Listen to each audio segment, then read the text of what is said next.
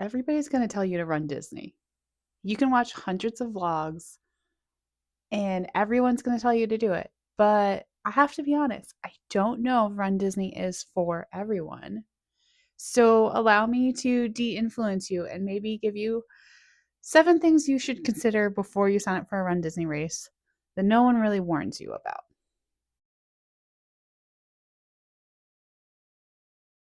I guess this is going to be a moment where we're going to just hold the microphone and chat a little bit about some of the less glamorous sides of Run Disney that people might talk about, but they never really put into consideration before they themselves decide to run Disney. Running Disney, I'm not going to lie, has been a very magical experience. At this point, I have spectated a Disney Princess race when a family member ran it, and I've run the Disneyland Half Marathon. I'm currently training and fundraising to run the 2026 Disney Wine and Dine race so that I will complete coast to coast and also have my first personal run Walt Disney World experience. Between those two races, preparing for this race, trying to register for other races, and even checking out the expo of Springtime Surprise this past April, I've learned some things that I want to share with you before you also enter this crazy magical land that is Run Disney. The first thing I want you to consider that no one really warns you about is the reality of what that required minimum average pace is. Every Disney race has a time cutoff, and that is based on the last corral going out, needing the final runners to maintain a 16-minute per mile pace. Guys, that's fast. That is not a walk. I just went for a walk.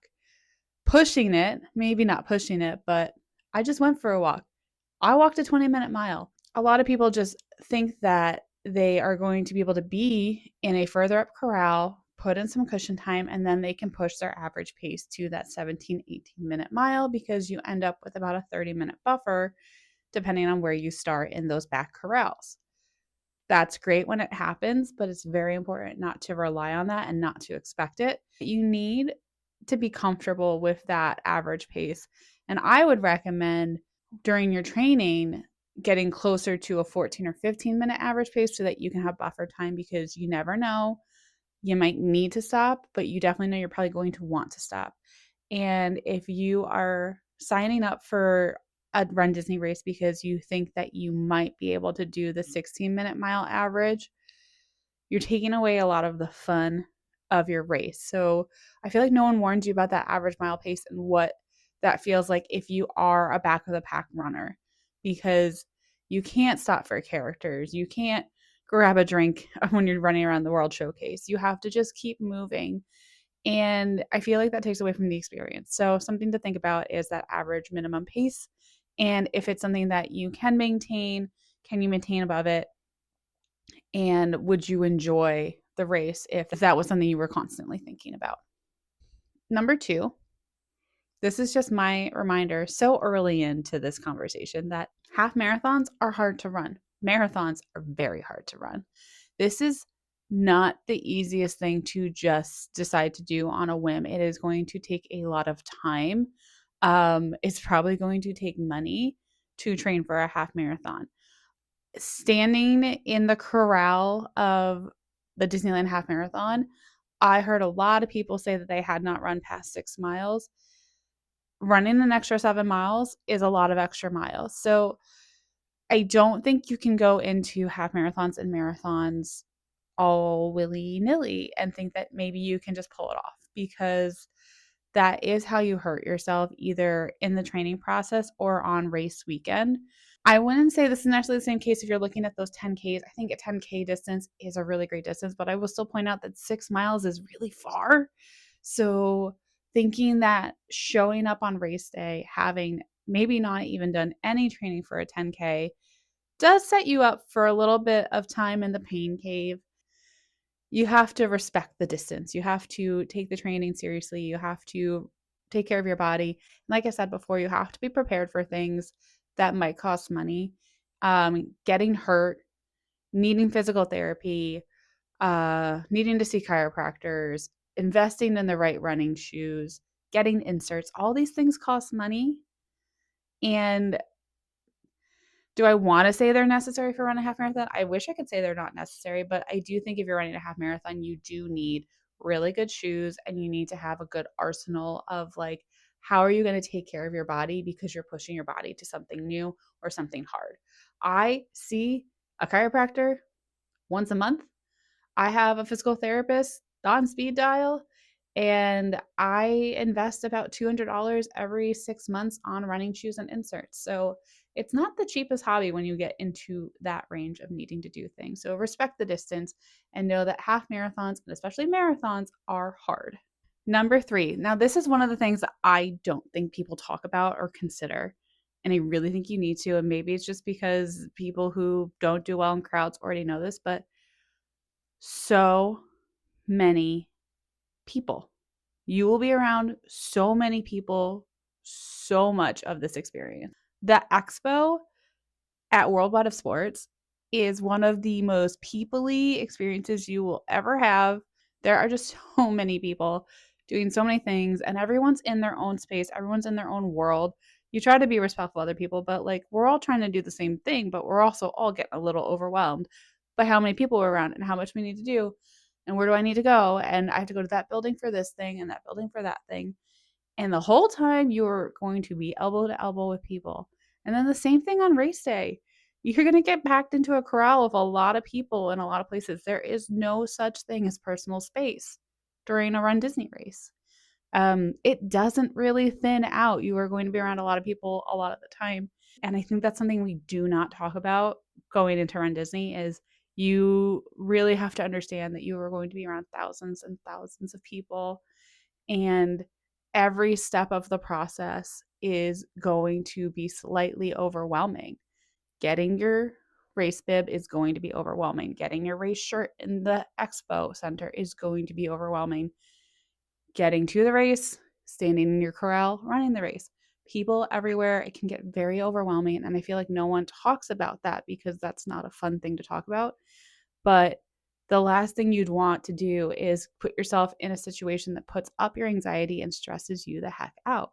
Number four, I feel like this one does get talked about enough, but say goodbye to sleep.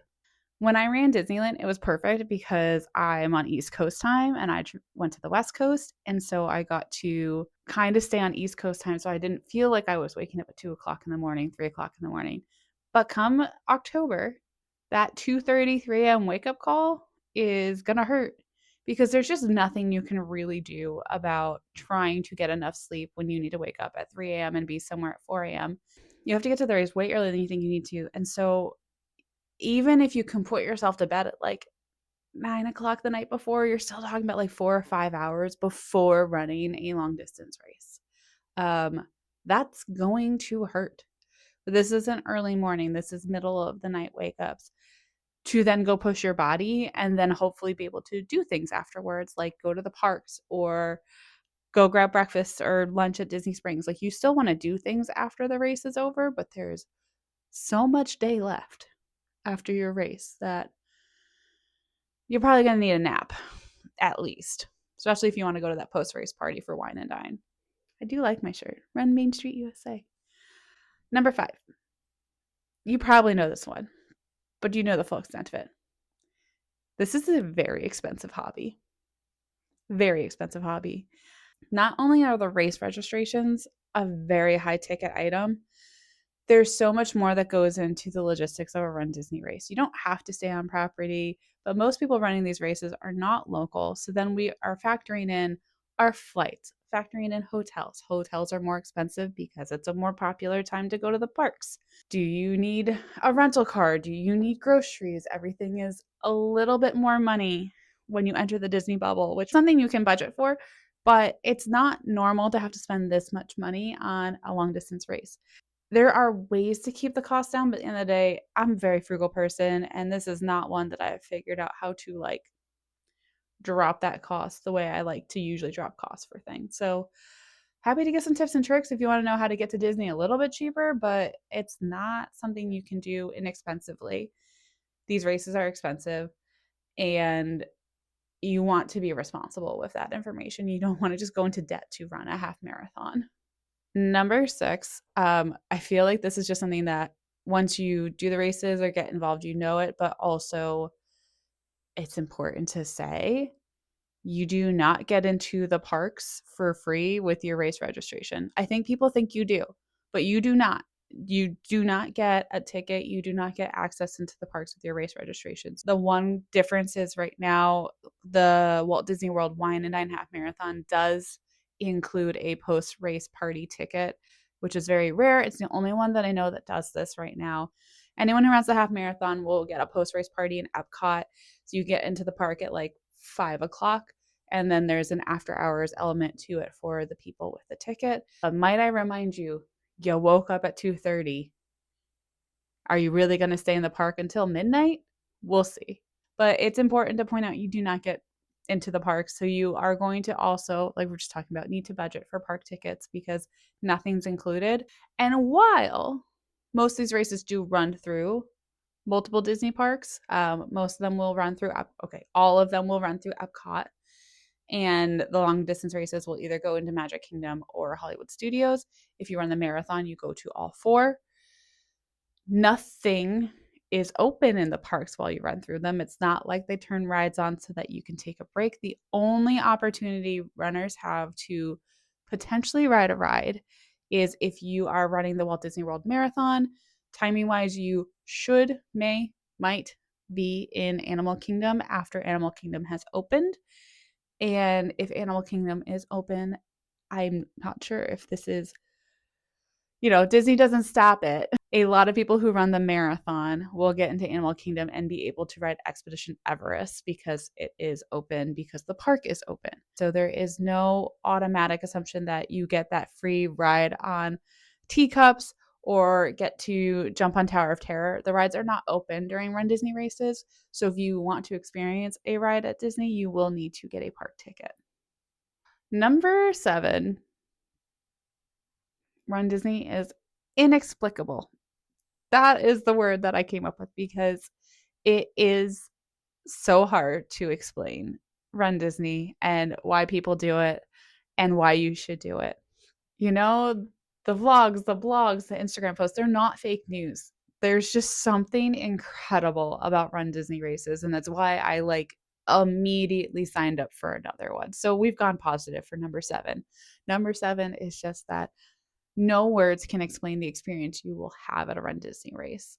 There really is just something beyond words magical about these races and these experiences. And you probably already know that if you are a Disney person. You know that Disney is magical already. And so to combine this really cool fitness accomplishment of running your first 5K, running your first 10K, running a half marathon, running a marathon in a place that is just filled with the most positive, thoughtful people between the cast members, the team that puts the race on together, the cast members in the park that show up to cheer people on, and then your fellow runners and your spectators.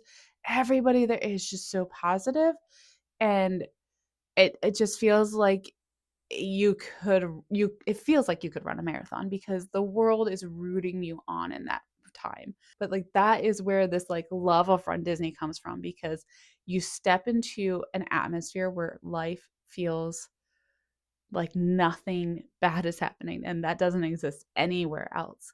So I just love how much joy you can find at Run Disney, how much positivity you can find, and the community that has been built there is just people who want to try to push their body either to do something that they've done before, but they know is a physical feat, or for people who want to try it for the first time. I get why, in that sense, you want to reach this next level of who you can be in a place so magical. And so that's why I'm going to keep signing up for these races. I just gave you 6 reasons why maybe you shouldn't do it. But for me, those aren't good enough reasons to not experience the absolute genuine joy of running these races. As I've said, I ran Disneyland, and the one thing that I just kept saying as I vlogged it, as I talked to my mom when I passed her on course, as I said to basically anybody who would talk to me during that race, was, this is so cool. It is just so cool to run through this park and to see it in a different light and to see it in a different way and to experience it with other people in such a unique atmosphere. So, number 7, Run Disney is inexplicable. There are not enough words, there are not the right words to explain what you get out of the experience, but it is something that I cannot replicate anywhere else. If you're willing to put in the work, if you're willing to build a sinking fund, if you're willing to navigate all of the people, it's worth it. I think it's worth it because it is a whole new world that you will enter and never want to leave again. But that doesn't mean you have to do it this way. It doesn't mean you have to do it at all. If you like running or you want to push your body to try out a 5K, you can do that at Disney. Go do the boardwalk loop, then go to the co op and buy a Run Disney piece of merch and pat yourself on the back, and then just go get like a Dole Whip to celebrate because you ran at Disney. You don't need to do the 2 a.m. wake up calls. You don't need to do the $1,000 race weekend experience just to run Disney. But if you're willing to do it, go out and do it. It is an absolute blast. And if you're doing the Walt Disney World Wine and Dine half marathon in 2026, say hi to me because I'll be there. All right, that is all I have to say about that. Let me know your thoughts. Did you hear anything new? Has this changed your mind? Has this encouraged you to sign up? Also, if this interested you and I have convinced you, or you've already convinced yourself to run Disney, you definitely want to subscribe because I am going to start off a series of videos called So You Want to Run Disney. And we're going to talk about all the nitty gritties. There's going to be things about registering for races, doing the expo, actual race weekend, all the tips and tricks that I can share as I learn them. So if that is of interest to you, be sure to like and subscribe, and I will see you all in my next video. Bye.